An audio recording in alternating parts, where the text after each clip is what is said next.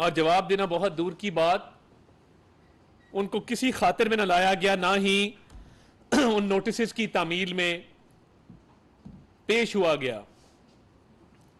ये गिरफ्तारी के अमल से गुजरना पड़ा, जिसके बाद अब जाके तो इतना अरसा गुजर जाने के बाद नैब में Al-Qadir trust 190 million pound case में आज इमरान अहमद न्याजी जो है वो पेश हुआ है। तासुर अभी तक जो आज की पेशी से मिलता है कि तहकीकात में ताउन नहीं किया जा रहा। सबसे पहली बात यह कि जो रिकॉर्ड मांगा जाता है, आगे से कहा जाता है कि जी वो मेरे पास नहीं है, आप एनसीए से रुजू करें, आप कैबिनेट डिवीजन से रुजू करें, मेरे पास ये रिकॉर्ड मुयस्सर नहीं है, इसलिए मैं आपको वो रिकॉर्ड नहीं दे सकता। अब आप अगर तफ्तीश में ताउन नहीं करेंगे तो इसका मतलब है कि आपने अपनी जमानत का नाजायज फायदा उठाया है, और जिस बुनियाद पे आपको जमानत दी गई थी वो लवाजमात आप पूरे करने से कासिर रहे हैं। ये याद रहे कि ये पाकिस्तान की तारीख का सबसे बड़ा स्कैंडल है। मैं आज अलकादिर ट्रस्ट और 190 मिलियन पाउंड की कहानी आपको फैक्ट्स एंड फिगर्स के साथ बताना चाहता हूं ताकि कोई अभाम ना रहे। बहुत सारे वर्जन इस स्टोरी के आ रहे हैं मार्केट में। जो वन हाइड पार्क एक अपार्टमेंट है लंदन में, जिसकी पेमेंट की मलिक रियाज साहब ने, और जब पेमेंट की गई तो वो पेमेंट एनसीए ने जब तहकीकात की तो पता लगा कि वो पेमेंट प्रोसीड्स ऑफ क्राइम में आती है, मनी लॉन्ड्रिंग में आती है। उन्होंने उनको जुर्माना डाला। जब उन्होंने जुर्माना डाला तो वो जुर्माना उन्होंने उनके बैंक अकाउंट फ्रीज किए उस प्रॉपर्टी टाइकून के, और वो जुर्माना तकरीबन 190 मिलियन पाउंड टोटल बनता है इस ट्रांजैक्शन का, वन हाइड पार्क का। अब हुकूमत पाकिस्तान का एक मुआहदा होता है बजरिया शहजाद अकबर कि ये क्योंकि पाकिस्तान से पैसा गया है, ये हुकूमत पाकिस्तान और पाकिस्तान के अवाम की मलकियत है, इस पैसे को वापस पाकिस्तान को किया जाए। बरतानिया की जो नेशनल क्राइम एजेंसी एनसीए है, वो इस शर्त को मान के ये पैसा पाकिस्तान को ट्रांसफर कर देती है, इस शर्त पे कि ये 190 मिलियन पाउंड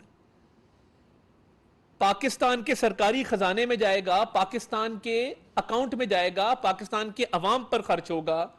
इस शर्त पर यह पैसा पाकिस्तान आता है। जब यह पाकिस्तान आता है, अब फ्रॉड कहां से शुरू हुआ?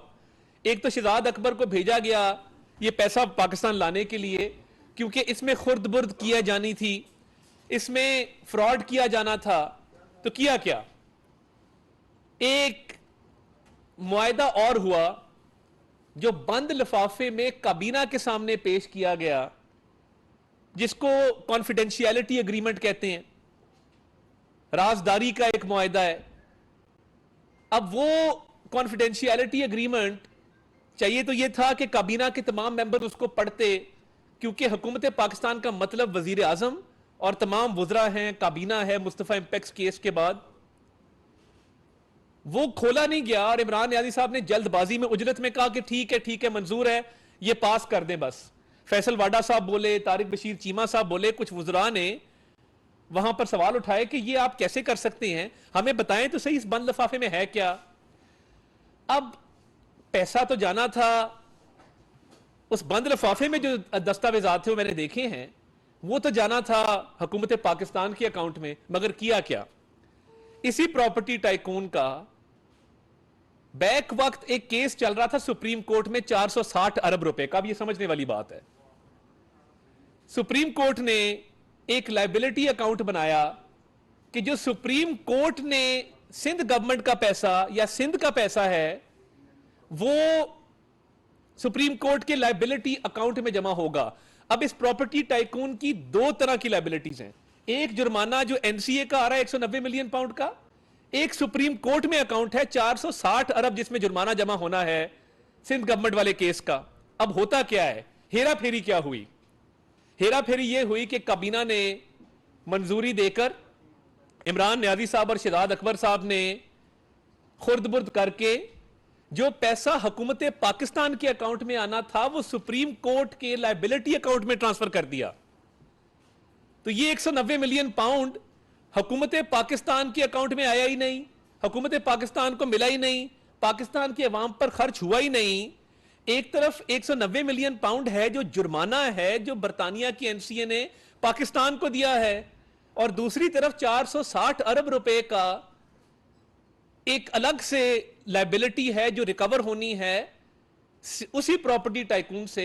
तो ये पैसा यूके से लाकर 190 मिलियन पाउंड्स, तो वो लायबिलिटी एडजस्ट कर दी गई जो 460 अरब रुपए की थी।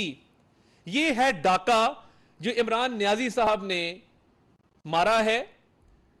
कोई कानून, कोई आइन, कोई जाब्ता इस बात की इजाजत नहीं देता कि आप बैरून मुल्क से पाकिस्तान का पैसा वापस ला रहे हैं और वो पाकिस्तान के सरकारी खजाने में जाना है, मगर वो वहां आप ट्रांसफर नहीं करते, वो आप ट्रांसफर करते हैं एक प्रॉपर्टी टाइकून के दूसरे अकाउंट में जो सुप्रीम कोर्ट मेंटेन कर रहा है।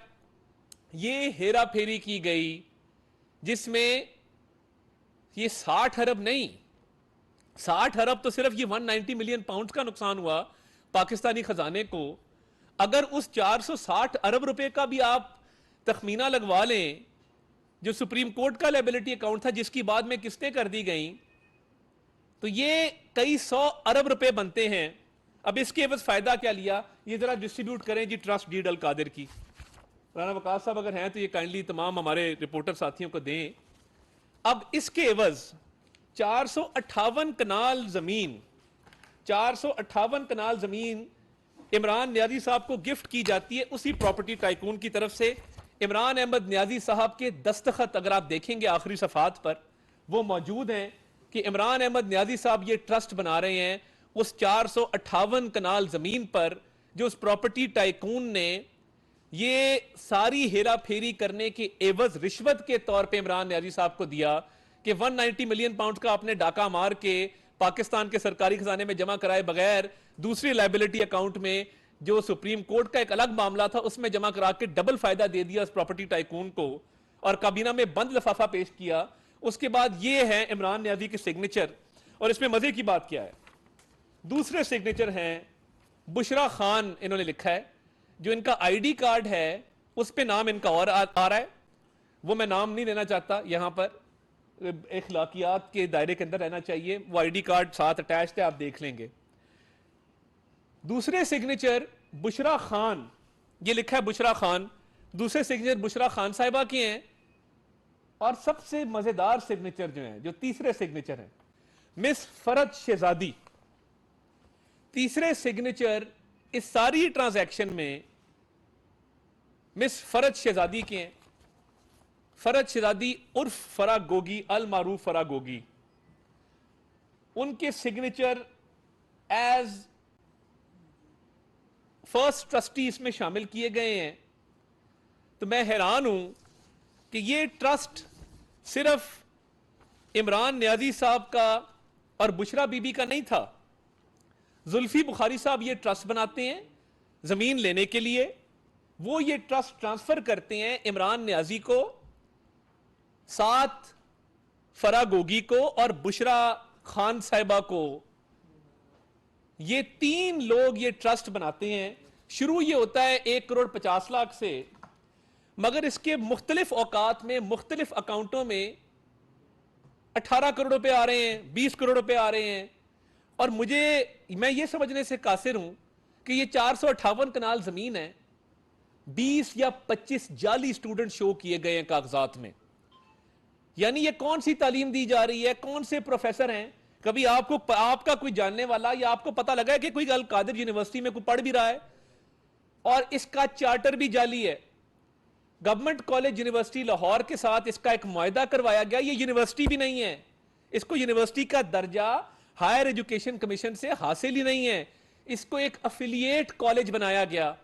अब ये हेरा फेरी की दास्तान जो इमरान नियाजी साहब आज कह रहे हैं मुझे तो पता ही नहीं है, मेरे पास तो कागज ही नहीं है, और तफ्तीश में आज उन्होंने ताउन नहीं किया जो नैब ने उनको बुलाया था जिस काम के लिए, जिस केस में उनका 8 रोजा जिस्मानी रिमांड था और सुप्रीम कोर्ट ने बुला के मर्सिडीज से उतार के भेजा उनको रेस्ट हाउस में तमाम तर सहूलियात के साथ, और फिर उनको बेल मिल गई। तो बेल तो इसलिए मिली थी कि आप ताउन करें, बताएं, पूरी कौम को बताएं कि ये कितना बड़ा डाका है जो नेशनल क्राइम एजेंसी का जो जुर्माने वाला पैसा आया था आपने उस पर मारा है।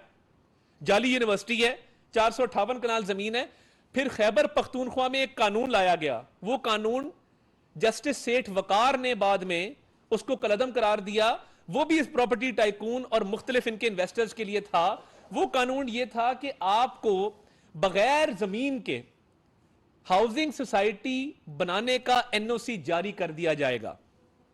आपके पास जमीन नहीं है, 1 कनाल भी जमीन नहीं है, 1 इंच भी जमीन नहीं है, मगर आप अगर चाहेंगे तो आपको हाउसिंग सोसाइटी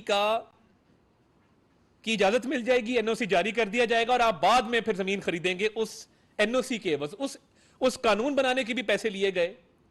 वो कानून क्यों बनाया गया, बाद में वो कलदम क्यों करार दिया गया जैसे सेठ वकार अल्लाह बख्शे उनकी तरफ से।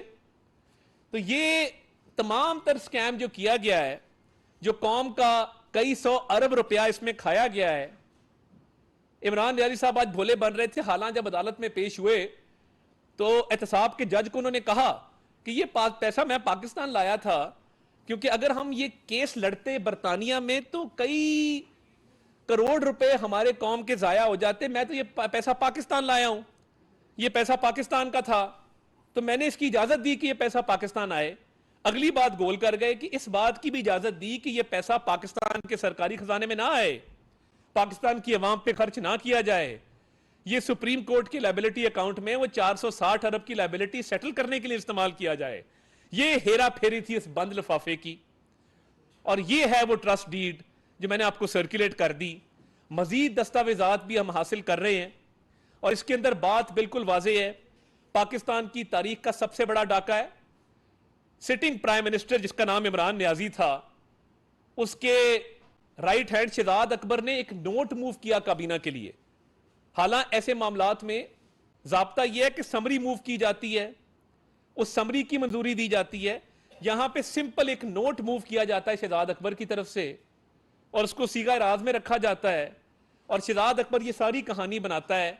इमरान नियाजी इसकी मंजूरी देते हैं, और ये बदकिस्मती है कि हमारे जुडिशल सिस्टम को चीट करके, हमारे तफ्तीशी इदारों को चीट करके इमरान नियाजी आज जेल से बाहर बैठा है, और वो आजाद फिजाओं में सांस ले रहा है, इतना बड़ा डाका मारने के बावजूद।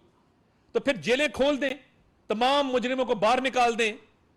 अगर एक कई 100 अरब रुपए का डाका डालने वाला मुलजिम वो आज ताउन भी नहीं कर रहा, वो कह रहा है कागज मेरे पास नहीं है। आज तो लग रहा था, जो तफसीलात हमने मीडिया में देखी हैं, कि कोई स्कूल जाता हुआ बच्चा होता है जिसको कुछ पता नहीं होता, मासूम।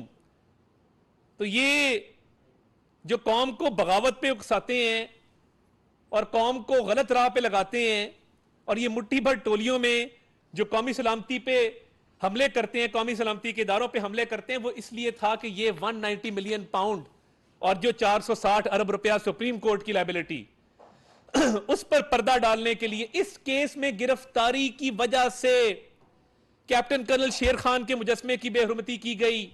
इस केस में, करप्शन केस में गिरफ्तारी की वजह से जिना हाउस को जला दिया गया। इस केस में जो करप्शन है उस पे पर्दा डालने के लिए चागी हिल के मॉडल को नजर आतिश किया गया। इस केस में कई 100 अरब की करप्शन पे पर्दा डालने के लिए जीएचक्यू के गेट तक जाके हमला किया गया। इस डाके पे पर्दा डालने के लिए रेडियो पाकिस्तान की बिल्डिंग को जलाया गया। ये है वो हकायक जिनसे ना नजर छुपाई जा सकती है, ना बचा जा सकता है।